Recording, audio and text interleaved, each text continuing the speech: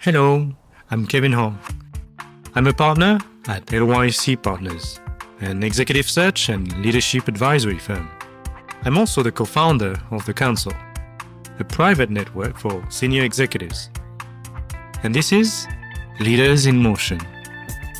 This season is about turning context into outcomes and building career resilience in cross-border roles. My guest today is Au Yeung, Managing Director and Head of China at Ingenico, a global payments acceptance leader. Greg is also a Senior Advisor at Fudan University. His previous roles include CIO positions at Saxo Bank, UBS, and Morgan Stanley, where he built and scaled tech and operations teams across the region.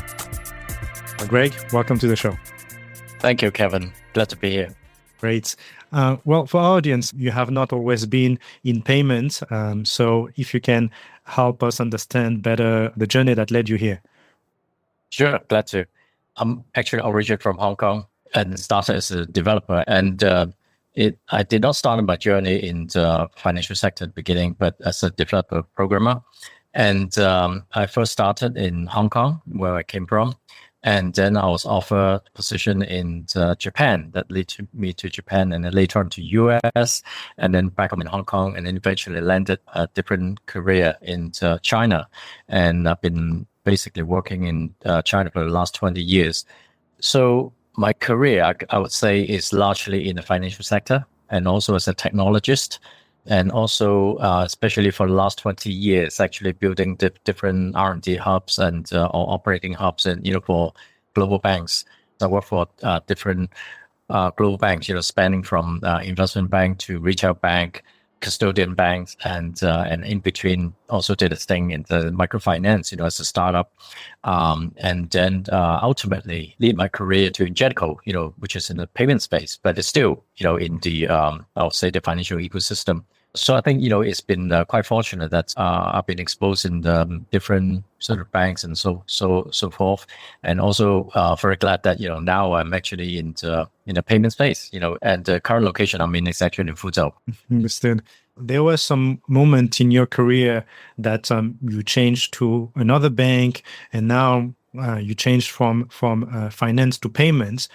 How did you make this type of decision? What were the criteria that you used to say, okay, it is time for me now to change to another bank, or it's time for me to move to that new space? Well, that's a great question, because obviously in the financial space, custodian bank and investment is very, very different.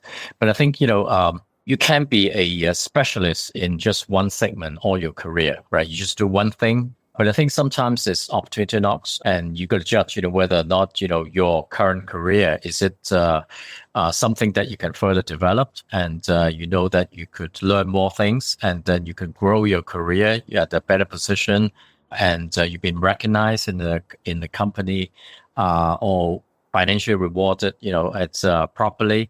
Then you're going to make that judgment call. Because I still remember, one of my very old boss, Japanese boss, actually told me that once, if you're satisfied with your career, let's say 70% of your career, you're satisfied, of your job, then you're okay. Because no one can reach 100%. So, right. So you got to judge, and gauge, what position you're in, at what stage, do you want to move on? And like I said, before, financial sector is where I belong, because once I entered the financial sector at a very young age, I'm very interested in it, very fascinated about, how they use technology applying to the financial world. And you can see a lot of the development now, using technology to actually contribute to the actual customers and the company as well. So I think, you have to judge from if, let's say, moving from custodian bank to investment bank is something that you're interested to move into, because I've never done never worked for a broker before, when I was working on State Street, and then when Morgan Stanley came out, so well, and also at that stage, it just happened that I sort of I've been running that the operating center for a while now, and sort of you can tell, I think, when you're at the job, for any sort of professionals, I think you need to have this passion at work. And if you wake up every day, you find something excited that you can drive, and that is supposed to be the I would say the driving force behind your work attitude, etc. But if you lose that, then you you probably know that, okay, at one point I probably have been doing the same job for too long and then going to move on. And so there's something new that you can learn and then you want to expose to that field. And then I think that would be a good time for you to move on. And to which extent do you plan a career? To which extent do you consider market dynamics and shifts and technology? I think it's half and half. Probably one is that, what sort of segment you want to walk into, right?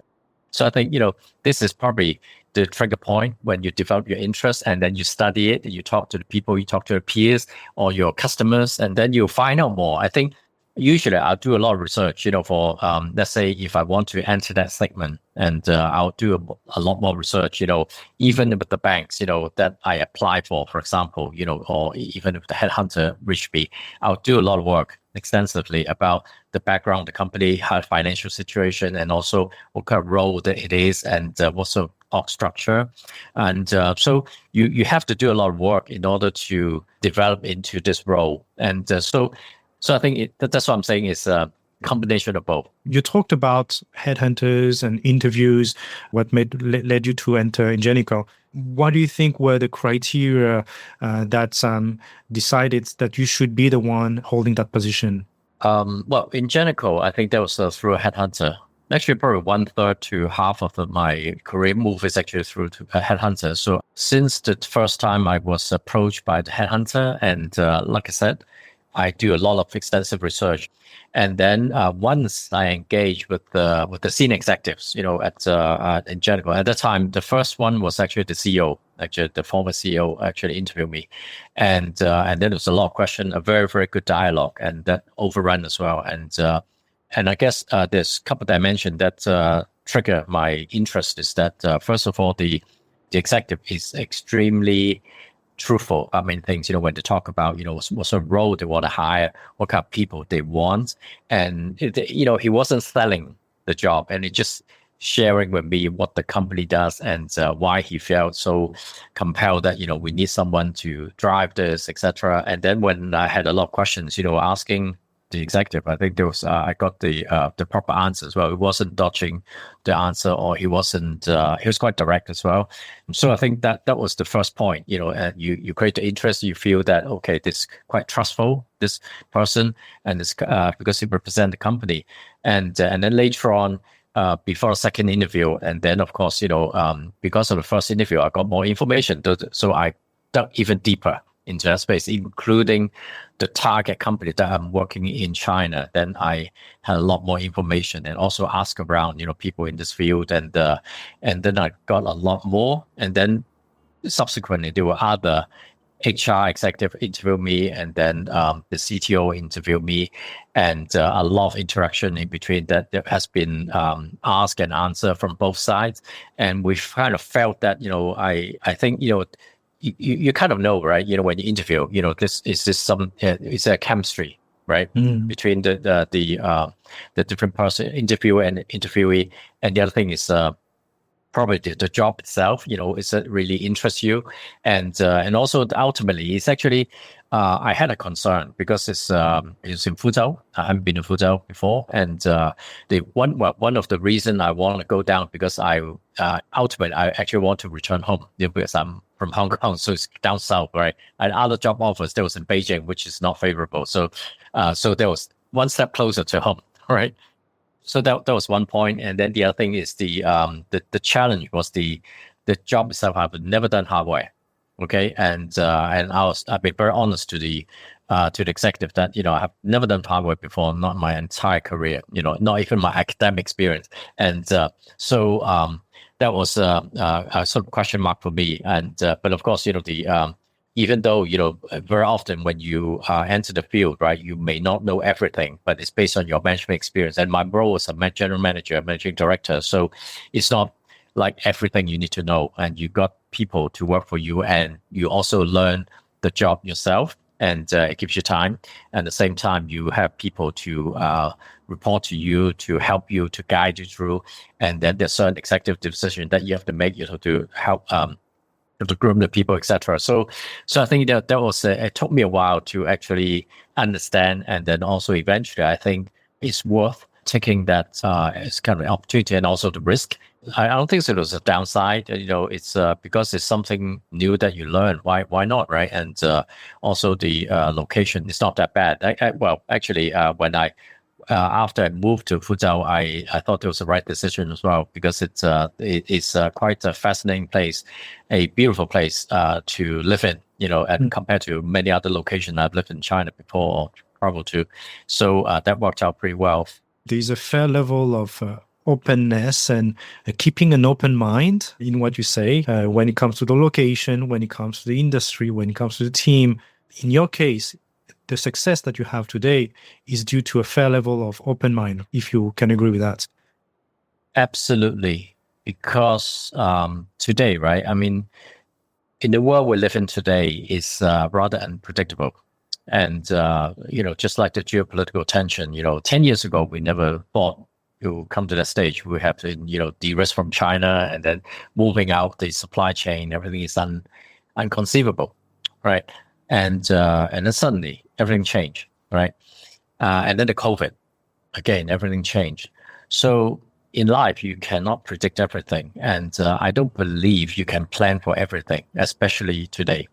And probably like 30 years ago, you could plan for your career, or, like in Japan, where I work in Japan, most of the people, career men, actually work for one company the entire career, right? They rush out the corporate ladder, and it was pretty much predefined, okay? But today, I think people need to be far more robust and far more flexible, like I said, far more open-minded, because it is very highly unpredictable.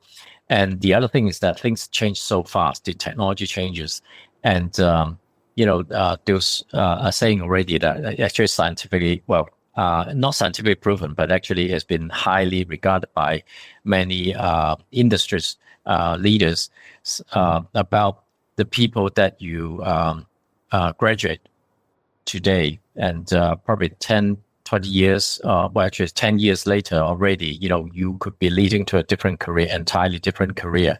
So there's a lot of things that you can't plan for, the next 5 to 10 years. And you just need to continue to adapt, learn new things. Just like AI, for example, you learn the new skills, and then you develop it, and then you move on. And today with the AI, I mean, you can even use AI to replace the coders, the developers, right? I mean, can you even imagine that, 10 or 20 years ago, right? And so you can't just say, oh, I want to be the coder all my career. In the past, I still remember when in Morgan Stanley, some of the executives, the managing directors, they still code, right? But 10 years from now on, I'm not so sure anymore. So there's a lot of things that you're going to live with along with the robots, along with the AI agents. And so I think you have to keep on learning, and you got to be very adaptive to the new environment. And then lastly is that you got to be very mobile, because the other thing is that China, for example, it may not work for everyone, right? It worked for me, but one day I may not work in China, and same as other people. And you work in France now, maybe you want to work in China afterwards. And if you're mobile enough, there are far more opportunities for you. So I think it is important that people need to adapt that new mindset. Otherwise, it's going to be your career path will be quite narrow. I agree with that. And very interesting points related to the changes and the disruptions and technology and also economy and geopolitics. How do you deal with that? To which extent does it affect you today as a leader?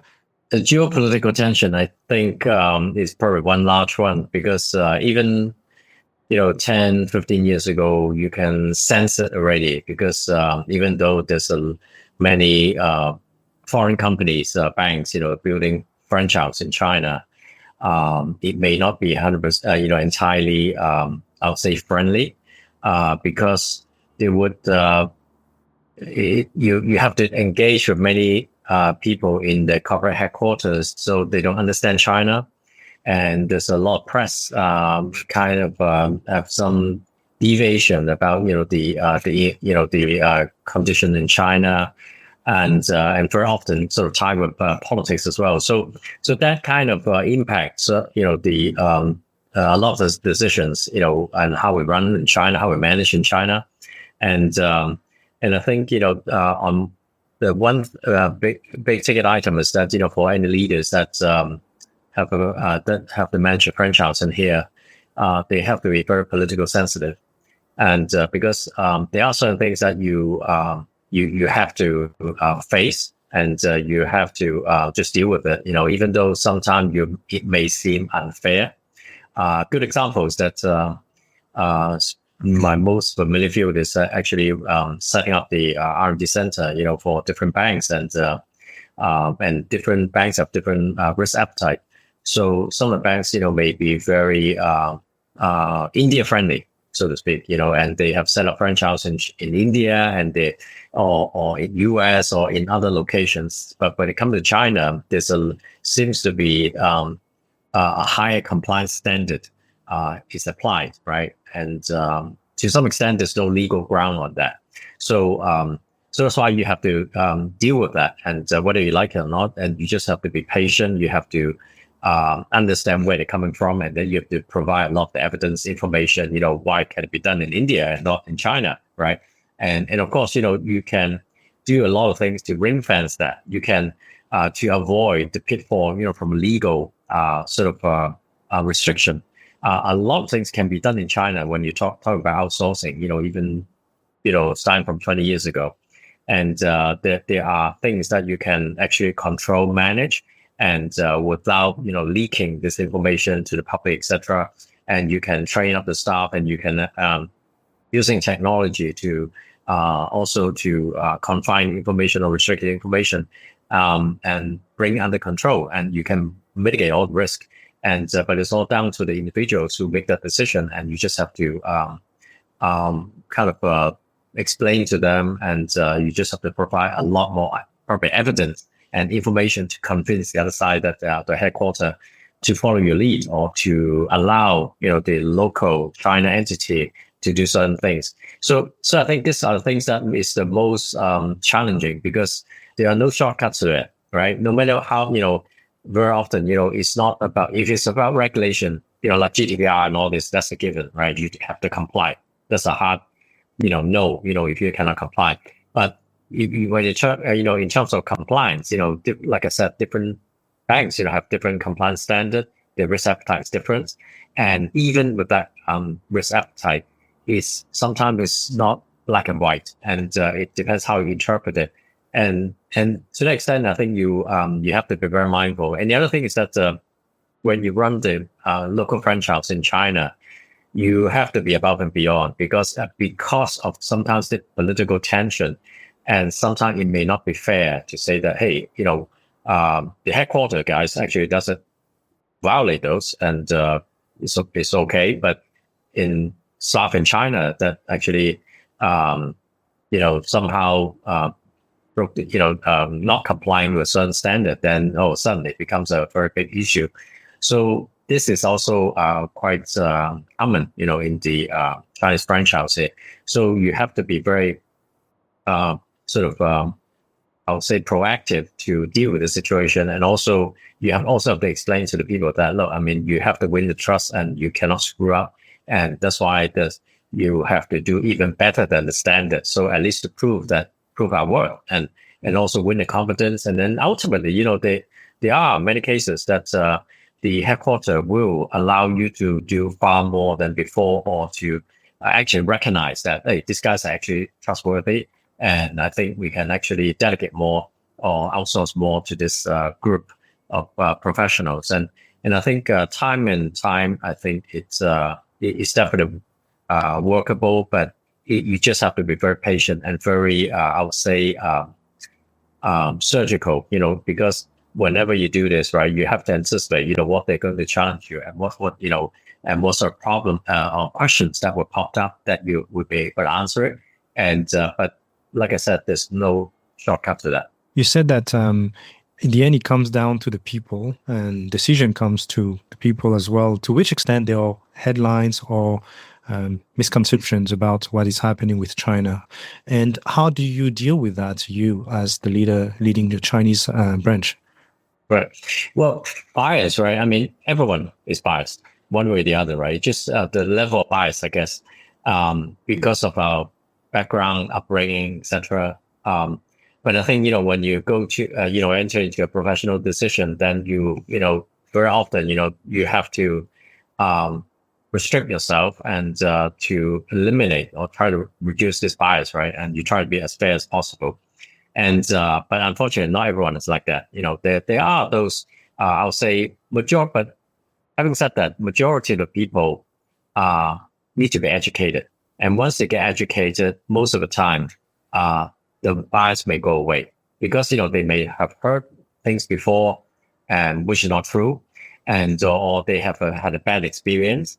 And, that unfortunate incident that happened that would, form their opinion about China, for example. And we have cases like that. And, but at the same time, the people, if they are well informed, and they have been conveyed with the right message, etc., and with the right explanation, most of the time, it can be managed. And at least to my experience, there are only a very limited number of people that is totally biased. It doesn't matter what you do; is a complete waste of time. I mean, there's things that it exists in any company, anywhere, and you just have to deal with it. And unfortunately, there are cases that, you're stuck with that guy, and then there's no way you can convince him to or her to do that, and you just can't do it, and you just can't do this project, or you just leave it at the back burner, and then maybe a change of management or a change of circumstances, and then we can propose again. But I think it's a matter of education, and especially even today, and we have visitors coming in and from other locations, and after COVID, and people came in, and actually, surprisingly, some of them even are Chinese, but overseas Chinese, right? And he come in and say, "Hey, Greg, I mean, it's actually, I actually was surprised to find out that it's actually a lot of the things that it's not quite the same as what the press tells you." And they came in for the first time, right? And I didn't even ask that question, and they actually came in and said, so people, if they have the right information and they're informed, with and on a timely manner, I think most of those discrepancies can be handled. But unfortunately, most of the time that people are not patient, and or they use a different tactics to try to hard sell to the other side, then it get backfire. And so I think at the end of the day, you got to deal with people, and you need to be sensitive about this. And when you handle the people in different culture, different background, and that's why when we hire people, especially at global firms in China, we need the people with the international mindset, and also languages are given. You need to be bilingual and all this. You'll be able to communicate, but the mindset is most important. That otherwise you would not understand. It's if both sides don't understand, one is getting biased information and the other side just don't bother, then it doesn't work. Coming to your sector, the payments and also the software and also the applications, they are very different. And there is this big difference of ecosystem, right? So what is the importance of China in Ingenico, given these two worlds in the payment field? How do you deal with that? I think Ingenico is in a very good position. First of all, we're a market leader, and also we are global. Unlike our competitors, and many of them are Chinese competitors, they start to go outside. They go from local to overseas, but we have been overseas. So right from the beginning, we're close to half a century of experience, and so we have a global footprint right from the beginning. And then decades ago, we start to establish our China footprint. And we've been here for a long time, so we know the market. And in the past, we used to sell products in the market, but we no longer sell it in China. But the important thing is that if you look at today's payment innovation, right, China is one of the market leader, right, and one of the forefront. If you look at Alipay, WeChat Pay, they lead.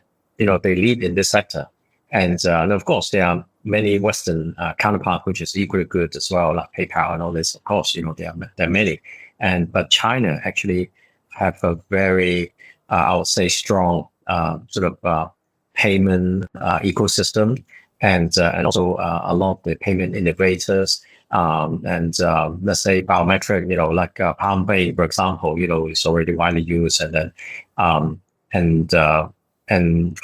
previously it was the facial recognition payment, which is very widely used in China. And so, in addition to that, we also China also owns the supply chain, right? The supply chain of making everything, basically from a toaster to the rocket engine, So basically, we have this whole, I will say the entire manufacturing sort of industry, in this country. So I think we have all this in China, and we Ingenico will leverage this, plus the talent outside China as well, and to work together to collaborate, and that's why we are definitely a big differentiator against the other local players that they are not as global as us. They don't they don't have the experience or the market depth and the knowledge as well.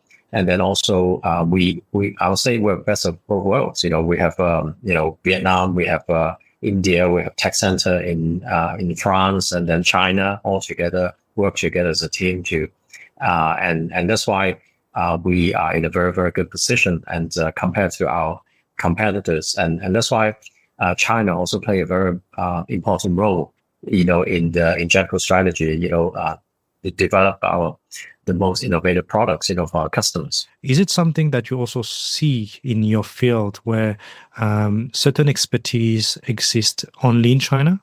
Definitely.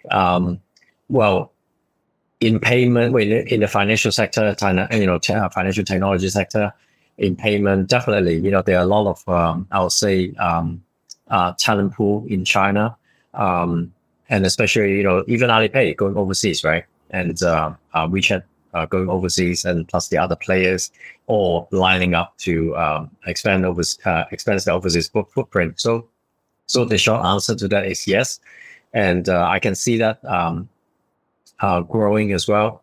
But at the same time, there are a lot of overseas Chinese also returning back to China, which is very interesting, because I still remember when I first covered China, more than 2 decades ago, and majority of the people that go overseas for education or work overseas, and only a small percentage return, right? Roughly, I think every year around 1 million, Chinese, actually move overseas, either education or whatever, and then only 20% return or so. But today, it's actually there was a flip, and probably like 80% actually return, and you can accumulate this, right, every year, and you can see how many number of Chinese returnees returning home for to work, to work for a company, or to start their own business, or to go into research, or go to work in the university, and so this is actually a very big shift, especially the US China trade war actually accelerate that, and especially from the US, right? So I think that is a very, very interesting sort of phenomena, and on both sides. One is that a lot of people actually returning home, and also there are a lot of Chinese professionals, some of them all the immigrants as well, right? And they also move overseas as well. So you can see both the numbers actually on the rise on both sides, and also global companies, like us, and we definitely, want to push this going forward as well. Have our guys actually moving, working overseas, and then people actually from overseas working in China as well, from a headquarters. So this is something that we will be doing. So this is definitely the trend, and I can see the dynamics. I think a lot of China is actually in a very, very good position, because they can either work in China, or they can work in overseas. If they have that skill set, and whether it's global firms or local firms, I think they are bigger opportunities than ever before. And make me think of what you said before in your interview with Ingenico. The Chinese talent pool have very strong skill sets, but eventually it's still a bit difficult in many times, many cases, to build chemistry with when you lack international background, when you lack this international acumen to build rapport, right, with international offices, and to which extent do you feel it's still difficult or a challenge for these talents to grow in their career when it comes to going overseas and working in international companies? I think it's getting better because first of all, I mean, China is so big, right? It's a very self-contained kind of nation, right? Unlike Singapore, Hong Kong, and other sort of locations, it's there's a lot of foreign influence, right? There's a lot of foreigners working there, and then to intermix, and then uh, and it's far more diverse and also far more international. So they grow up, I grew up, meeting foreigners all the time, when I was a kid, and it's kind of normal, right? And then you learn English, and then it's become very naturally, you just adapt to that. And in China, it's different because China is a country that with 1.4 billion people, and it's predominantly Chinese, and even though they're different races, but they still, they speak one one language, and I think that will continue to be like this. But the good news is that from different dimension, one is that the education system, English has become parliamentary, right? So the young generation is already more adapted to English. Even my neighbor, one of my neighbor's kids, it's like 10, 10 or 9, you can actually talk to him in English, right? Mm-hmm. And, not fluent, but at least, you can communicate with him. And so at least I can assess that level of English is already improved, right? And that's only, 10 years old, right? And then university graduates, definitely. Today's university graduate is far better than ones that we hired, like 10 years ago. 10 years ago or 20 years ago, when I was at Morgan Stanley, for example, the one we hired, we have to select the best from Tsinghua, Peking University, Fudan. It has to be the top tier of the top tier. Then you get the better chance of securing those people with great English skills and the right mindset, etc., to enter the company. But today, there are more. I think the population is definitely more because the English language itself is already in the education system. At the earliest stage, they already understand English, or they were taught in English. So this is already better. And the other thing is that for the past 20 years or so, 20 years or so, a lot of the big companies, foreign companies, already established in China, they have hired a lot of Chinese, local Chinese, and a lot of them rise through the rank. And guess what? I mean, they have to speak in English if you rise through the rank, right? And you're not just a factory worker. And so those are the one also speak English, right? And so that's why there's a good population of, I would say, fluent speakers already in the market, and plus the ones that are entering the workforce, will be much better off than past generation. But at the same time, it would not be like India or India, because it's the education system is in it's entirely the mother tongue is in English, right? At least for a fair amount of people in the population.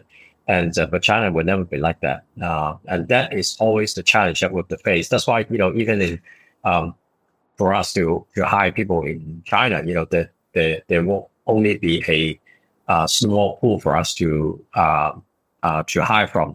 But having said that, for a company like us, right, it depends on the industry. Let's say for us, when we hire people, I already tell the staff, I do not need to hire anyone from Fuzhou only or from China only. I can hire someone from US or UK or France, and who are actually familiar with the POS, I would say possess the POS knowledge and experience, and I have no problem hiring that person. So it's not mandatory for us to hire someone who speaks Chinese. So that's why there are companies like us, who are established in China, who actually can hire people like that. Just like when I head up ANC in Chengdu, in Bank, and half of my direct reports actually are foreigners. And so so it depends on the company and what they do and what sort of skill set they need. So that's why I think today, in my opinion, there are far more opportunity for actually foreigners actually working here and than before. Because in the past, I think you are probably the level of skills is different already. In the past, you need far more English teachers, for example, and there's certain skills that seriously lacking in China. Then you have to hire from outside. And today, probably we move up the value chain, and there's still a lot of people.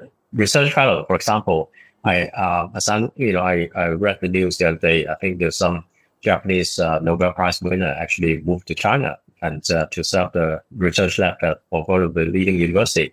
And China already attracted a lot of the research fellows from different countries and into China to set up the lab and then to do research in different areas. And so that is actually there's a year-on-year increase in this segment as well. So I think it's in a different place now. China is compared to like 10, 20 years ago, and the demand is like different. But I would say the opportunity is actually increased for foreigners also working here. What about internal mobility with inside your company moving with expertise and potentially interested to move to China and strengthen the team? They know the company, the technology. Well, we have a mobility program here for staff, right? We have actually a French expat actually working in China today, and but we would like to increase that in future.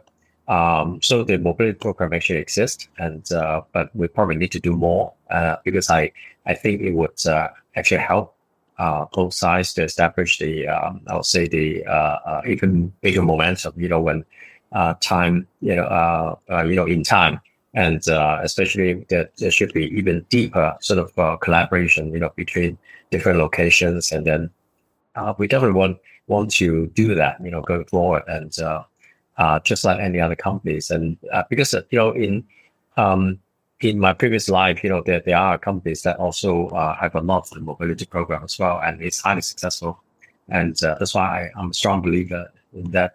It's well, as long as we can keep this sort of DNA within the company with the people transferring from different location, but also different department also. I don't think we should restrict to just mobility meaning cross country. I'm saying it should be departmental, because I think that would give I would say a sort of career path for different people and work in the same company. And I think it is not healthy if we only have the people working in one single stream for all their career.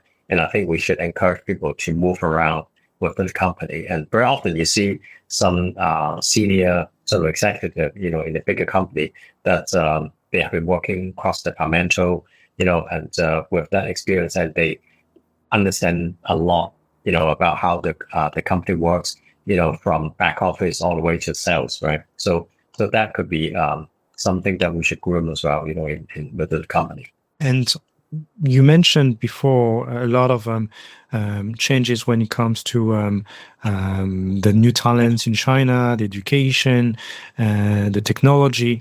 And you also mentioned that things are changing a lot and very fast, and you need to be agile. What would you say? What would you recommend when it comes to the danger of a career not to do? Potentially, there are some positions that tomorrow will not exist, right? And also there are some sector, in your case, you're successful today, potentially there would be a disruption tomorrow. And in many of your peers in terms of international companies in China or in different sectors, they became obsolete from one day to the other. Luckily, your company, for different reasons, has not went through that. But what would you say should be best practice when it comes to planning ahead, getting the right opportunity, having the right skill set, the right mindset for the new talents? I think especially the Gen X or yeah, at Gen X and beyond, I think especially impactful to them because the reskill frequency is going to be much higher than my generation, for example, right? Some or my previous generation, I think it's like the entire career you don't have to reskill. Just do one thing. That's it. But then today it could be, I think there was some statistics about, if my memory is correct, it's like every 5 years you could reskill. And so you have to keep upgrading yourself and to new technology, new practice, new knowledge, that you need to acquire. And you just have to keep moving forward, like AI again, AI is just changes so much, even for past 5 years, and then you have to adapt to this new environment, working along AI now, right? And it's just not talking about automation only. So I think that is actually, as you rightly said, it's the mindset change. It's the mindset change that you should not take that as a threat or as a burden, right? It is something as a given that you have to, you know, uh, adapt yourself to a new environment, keep adapting, right? And keep changing, and then you can survive longer or be very highly successful. And then learning thing is not a bad thing. I mean, if you think about it, every day we're learning something new, right? But I think you need to probably have a discipline to force yourself into read more books or read articles, and then obviously not TikTok. Not talking about TikTok. I'm talking about real books, and real articles, and even though I know it's a lot of people were challenging that, even the mainstream media could be biased and misinformed, whatever. But still, I think people need to be well informed about the new technology, new development, etc. So at least they would have this insight. Insight doesn't come along, naturally.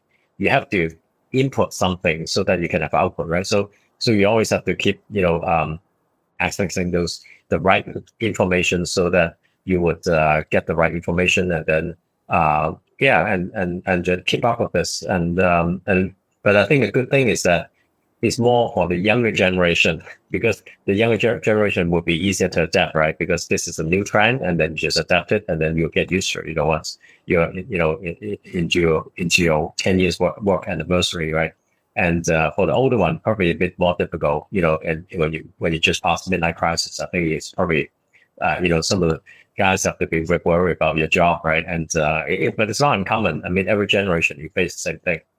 And when it comes to finance, do you see that potentially there will be less and less opportunities, or it might not be as of a promising career path for the newer generation?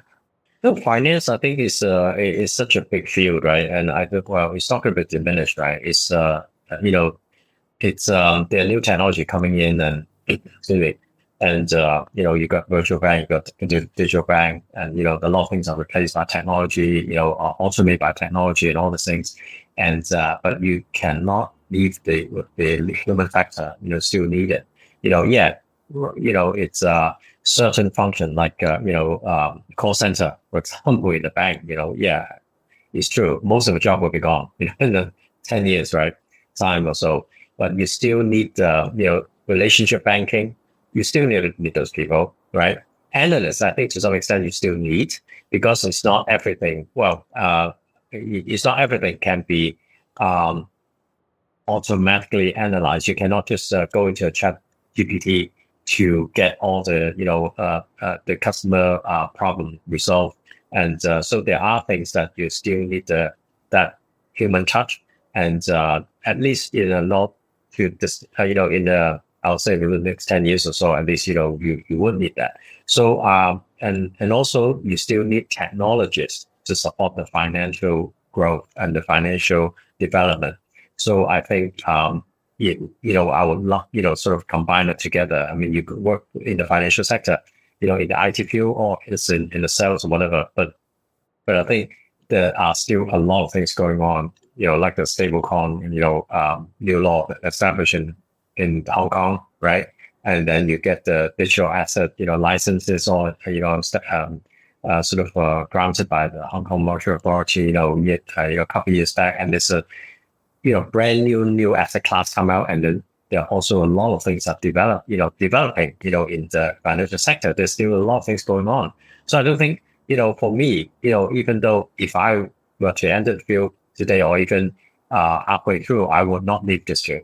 I think this is still a lot of potential in this, and the even more integration between technology and the fintech, right? The space is still a very big space for the next generation to enter into, and there's still a lot of new, like I said, new asset class will be developed, and that require people to establish and to develop, and so I will not give up that field. And also, if you're in Hong Kong, I think there are many things that Hong Kong probably lost, in the last couple of decades, to from an industry perspective, to China or location, but still finance is still a industry that is worth fighting for and to stay, in, and then for China is even more because, China is going stronger and stronger. And then one day, maybe Shanghai will become the next Hong Kong, because, there's still a lot of things still that's not comparable, because Hong Kong is still a very, very highly international city, right?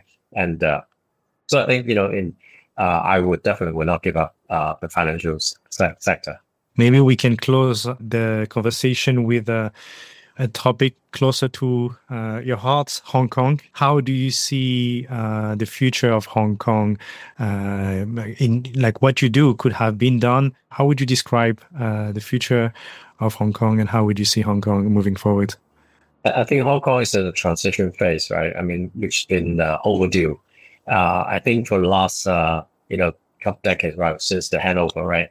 And a lot of things has changed slowly. It's actually very subtly, not the big bang. And then now, I think with the COVID and then the incident, in the 2019, I'll say the civil movement, and I think it's all of this, actually accelerate a lot of the changes. And then suddenly people realize that, oh, damn, I lost this, and then how come everyone is overly invested in the property sector, for example, all this, right?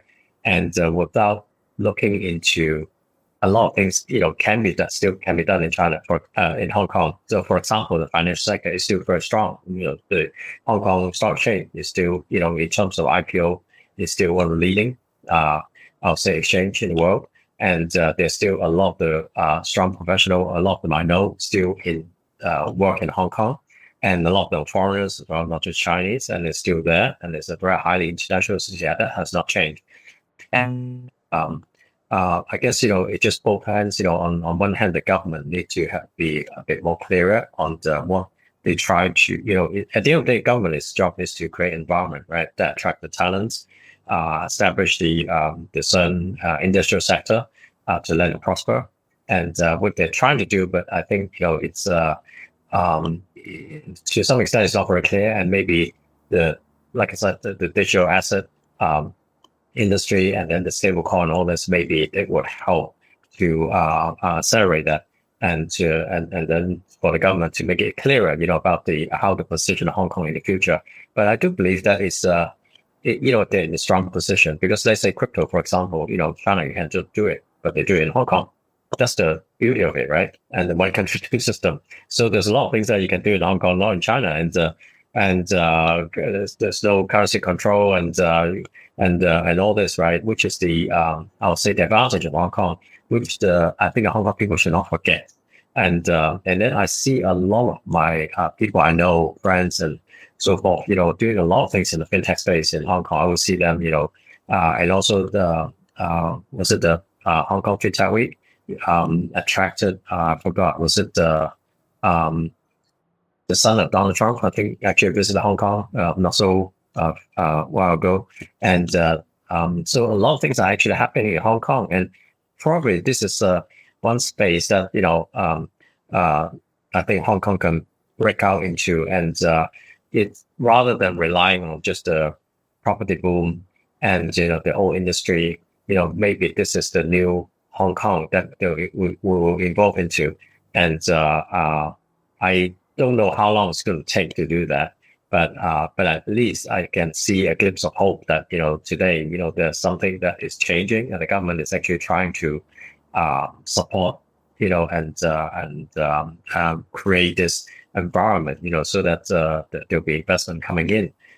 So I think I'm quite hopeful, optimistic on the space, but there's a lot of hard work still, going forward, because China is not slowing down. Because one of the, I would say, living and breathing in the air, in China for the last 20 years, the talent in here, the rapid development, the pace and everything, and is astonishing. And, every year, every 5 years, change, things already change so fast that it's beyond recognition. And that's why the Hong Kong somehow need to find a middle ground so that they can really integrate with China, and because I see a lot of talent actually moving to Hong Kong as well, not the other way around, actually. And so we should embrace it rather than, have that fear about, there are actually people outside Hong Kong actually trying to take over. I do believe that it can be, there's just like the companies that there will be a lot of collaboration opportunity that we can create a better world, for Hong Kong. These are great words, and I like this, so I will stop on these. Thank you very much, Greg, for today's discussion and insight. Really valued them. So thank you again. It was a pleasure to have you on the show. Thank you, Kevin. Thank you. Thank you for listening to Leaders in Motion. And if you want to go further, join the Leaders in Motion Academy, our executive program. The first step is simple. Subscribe to our newsletter in the show notes, and you'll get access to our exclusive insights and all the details about the Academy. This podcast is produced by Melanie Hong, who helps leaders and organizations create strategic podcasts. I'm Kevin Hong, and see you next time.